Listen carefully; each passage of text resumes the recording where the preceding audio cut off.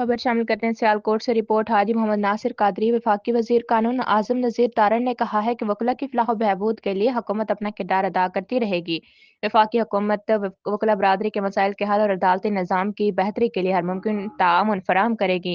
حکومت وکلا برادری کی فلاح کے لیے عملی اقدامات کر رہی ہے۔ وزیر قانون نے اس موقع پر یقین دہانی کروائی کہ وکلا کی فلاح و بہبود کے لیے ہر ممکن تعاون جاری رکھا جائے گا اور آئندہ بھی ان کے مسائل کو ترجیحی بنیادوں پر حل کیا جائے گا۔ وفاقی وزیر قانون اعظم نذیر تارڑ نے ڈسٹرکٹ بار ایسوسی ایشن کے صدر عرفان اللہ وڈائی، سیکرٹری چودھری محمد افضال اسلم کو ڈسٹرکٹ بار ایسوسی ایشن کے لیے گرانٹ کا چیک دینے کے موقع پر گفتگو کرتے ہوئے کیا۔ اس موقع پر assistant attorney general of Pakistan Chaudhry Najam ul Hassan بھی موجود تھے۔ ملاقات میں وکلا کے حقوق، تحفظ اور فلاح و بہبود کے امور پر تفصیلی گفتگو ہوئی۔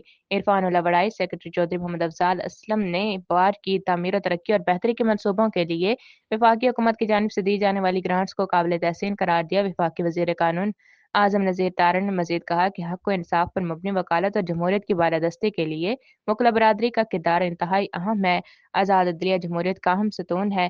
وکلا برادری قانون و آئین کی عملداری کے لیے اپنی جدوجہد جاری رکھیں گے۔